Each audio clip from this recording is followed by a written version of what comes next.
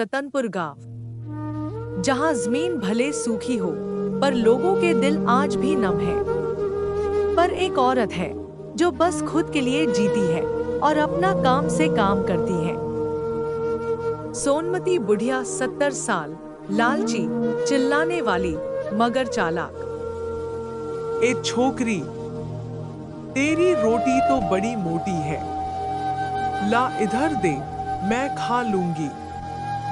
तुझे दुबली खा लेनी चाहिए, ये रोटी तो तुमने बहुत मोटी बनाई है। तुम ये रोटी मुझे दे दो, मैं खा लेती हूँ। तुम दूसरा रोटी खा लेना।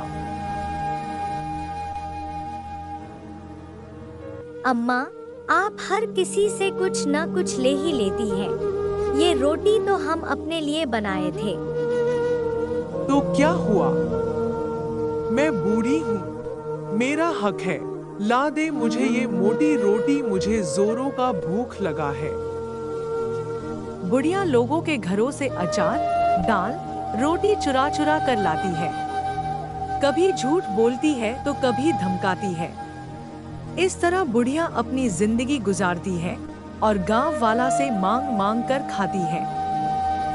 धूल भरी सड़क पर एक थकाहारा बूढ़ा भिखारी आता है। वह बहुत कमजोर मगर उसकी आंखों में तेज है।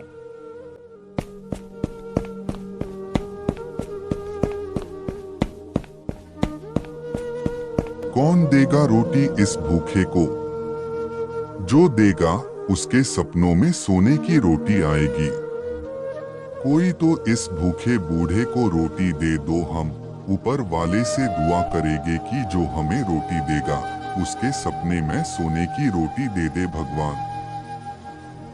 गांव वाले हैरान कि ये कौन है जो रोटी मांग रहा है और ये आदमी कहां से आया है।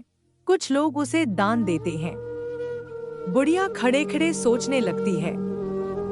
सपनों में सोने की रोटी, अगर सच हुआ तो फिर मैं रानी बन जाऊंगी और फिर मुझे गांव वालों से मांग कर खाना नहीं पड़ेगा।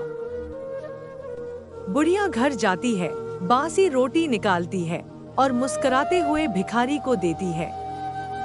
लो बाबा, मेरी सबसे प्यारी रोटी है, मैंने इसे बहुत मेहनत से बनाया है और ये रोटी बहुत ही अच्छी रोटी है। आप इसे प्रेम से खाओ।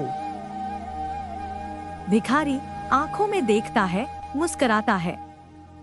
जो भीतर से देगा वही पाएगा असली स्वाद। रात का समय, बुढ़िया सो रही है।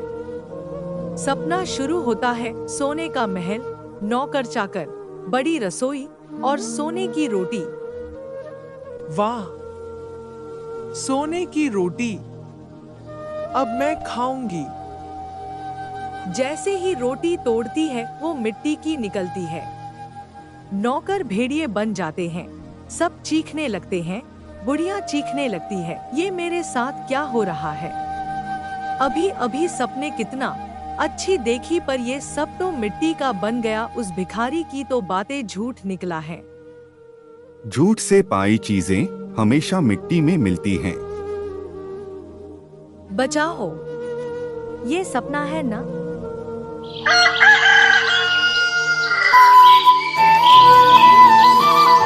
सुबह होती है। बुढ़िया उठती है। उसकी थाली में सचमुच मिट्टी की रोटी पड़ी होती है। वो डर जाती है। गांव वाले उसे घूरते हैं और तरह तरह की बात बोलने लगते हैं। अम्मा, अब तो भगवान ने भी जवाब दे दिया। बुढ़िया धीरे धीरे कमजोर पड़ती है। मैंने सिर्फ अपने लिए सोचा, अब क्या बचा है? मेरे पास सब खत्म हो गया। भिखारी अब साधु के रूप में प्रकट होता है। जो सेवा से जुड़ता है वही असली सोने की रोटी खाता है, दूसरों की मुस्कान में। मुझे माफ कर दो बाबा, अब मैं दूसरों को खिलाना चाहती हूँ। अब हम दूसरे की हक नहीं चुनूंगी। बुढ़िया अब गांव के अनाथ बच्चों को रोटी खिलाती है। खुद भूखी रहती है मगर मुस्कुराती है। वहीं सोने की रोटी आती है, लेकिन अब वो उसे खाती नहीं, बच्चों के सामने रख देती है और बच्चों से बोलती है कि तुम सब इस रोटी को मिलकर खा लेना। जब इंसान किसी और के पेट की चिंता करता है, तभी भगवान उसके सपनों को हकीकत बनाता है। बुढ़िया की आंखें बंद, मुस्कान भरी। गांव के बच्चे कहते हैं, अम्मा की रोटी सबसे स्वादिष्ट है।